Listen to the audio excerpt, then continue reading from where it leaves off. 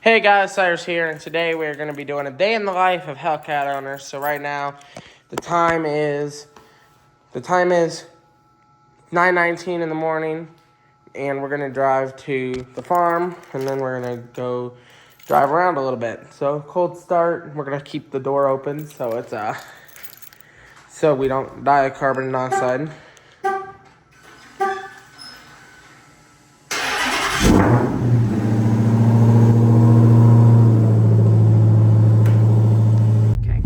So pretty much we got our coffee drinks. I drink the caramel macchiato. It's pretty good.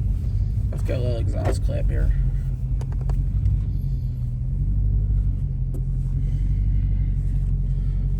I'll roll down that window a little bit.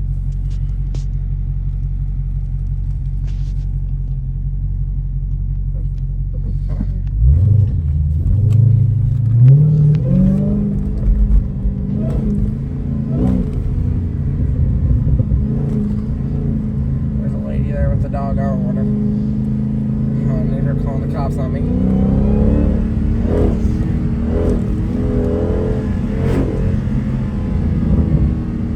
This lady in front of me is probably like, you're driving like an asshole. Okay, I'll talk to you guys once I get to the farm now.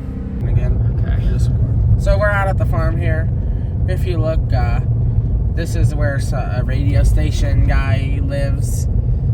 He has a Hellcat. And I can't see it in there today. But he pretty much is a politician dude. Don't know much about the guy, but I think he's pretty popular, so.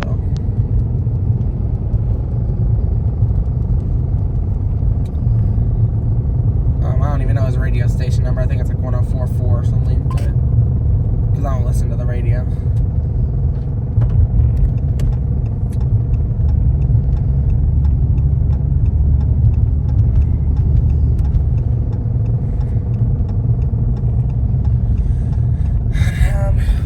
These people have like horses and cows and probably chickens or something. Then what else? There's like I don't know what that is. I think it's something to do with solar or something over there, irrigation something. Over there's the airport. Oil wells here and over there. Those are both oil wells.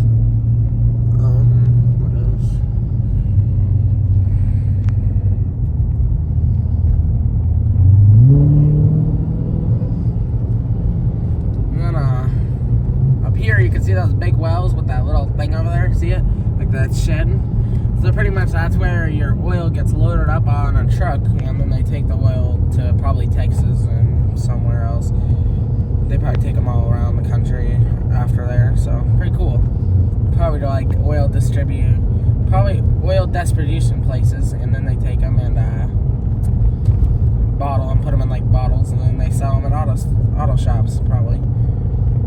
And I'm guessing they have to treat them though. I doubt they can just stick pure oil in engines on, because you always see there's like synthetic with there's like oil weights like 1030 and 1340 and diesel oil. So I'm guessing after that they treat them with something to make them like compatible with those type of engines and that type of thing.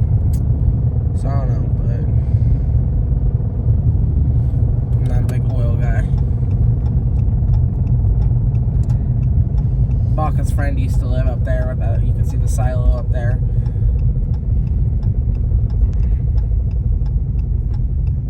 And then I don't know what that is, power or something.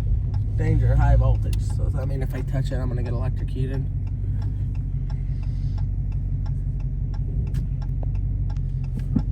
And what else?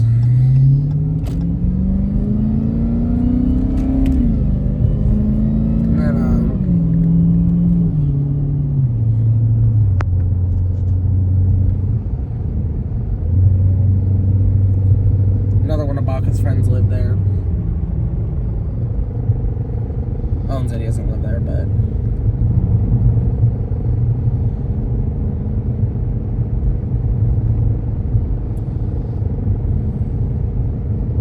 felt like somebody dumped something back there. If you look like a stove or something.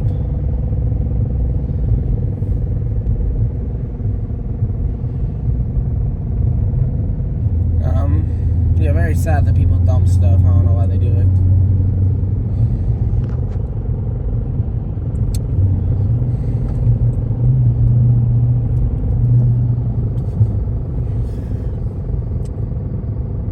And then there's our farm right there. You see the lake where there's no fish in.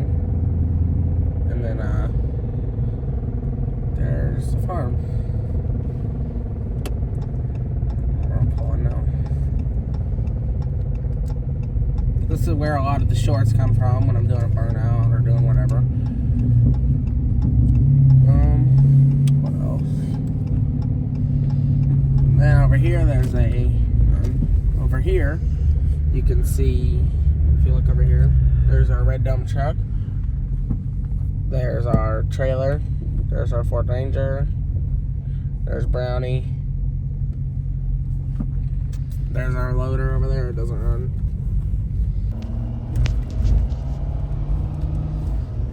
I mean, the F-250s sound pretty cool. I wish it was deleted, but that costs a lot of money, so we're not going to do that. So, yeah. I like driving this truck a lot. It's fun. The only thing I wish is I wish I could find a little higher mileage one, maybe off Copart or something.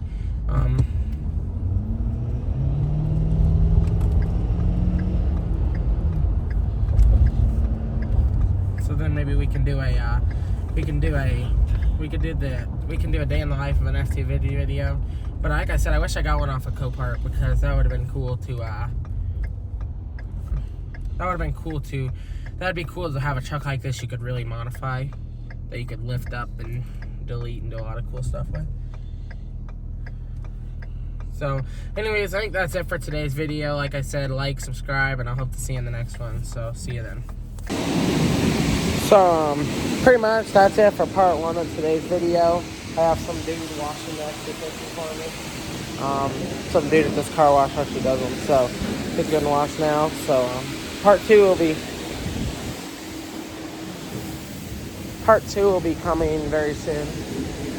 Of the day in the life of a Hellcat owner video. So I'll see you in the next one. Bye.